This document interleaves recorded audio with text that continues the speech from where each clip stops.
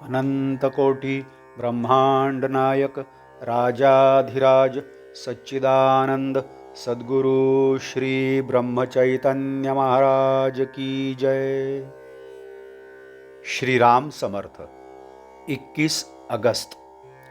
सुख स्वयं पर ही निर्भर है। सुख का उद्गम हमारे भीतर ही है, वह संसार से प्राप्त नहीं होता।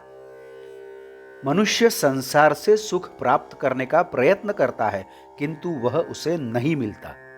उसका कारण यह है कि सुख बाहर से नहीं, अपने से प्राप्त करना पड़ता है। हम है तब तक संसार है, इस अर्थ की एक कहावत है। इसका मतलब यह है कि संसार का अस्तित्व हमारे अस्तित्व पर निर्भर होता है। मान लो हमारे घर में बिजली के दिए हैं, बटन दबाते ही वे जलने लगते हैं। लेकिन यदि कहीं बिजली के उद्गम स्थान पर ही बिगाड़ हो जाए तो घर के बटन दबाने से दिए नहीं जलेंगे। यही नहीं, बल्कि घर के दियों को सुधारने का प्रयत्न करने पर भी जब तक मूल स्थान के बिगाड़ में सुधार नहीं होगा, कोई मतलब नहीं होगा। उसी प्रकार हमारे अपने भीतर सुधार किए बिना हमें बाहर से सुख नहीं मिलेगा। समुद्र भूतल पर दूर दूर तक फैला हुआ है, लेकिन कभी क्या ऐसा हुआ है कि किसी एक स्थान का पानी कम खारा है? उसी तरह संसार में कहीं भी जाओ, सुख के बारे में अनुभव समान ही होगा। यानी सुख संसार पर नहीं, हम ही पर निर्भर है, और उसका उपाय यह है कि हम अपना ही सुधार करें। तो अब यह सुधार कैसे किया जाए?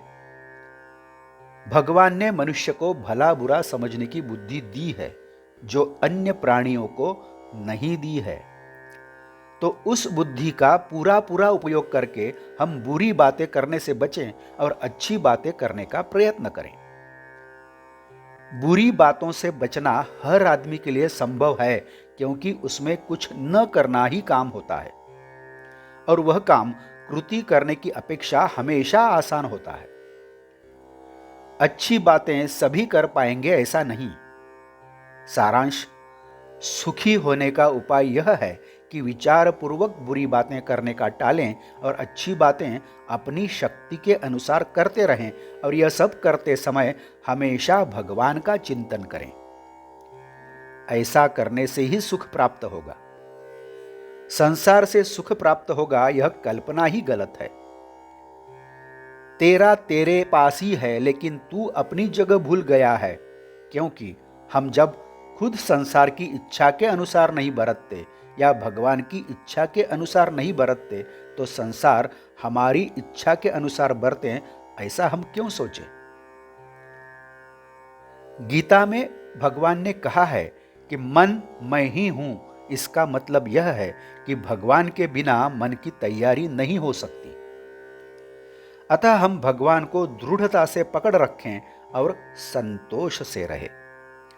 हमेशा भगवान का स्मरण करें और वृत्ति स्थिर करने की कोशिश करें।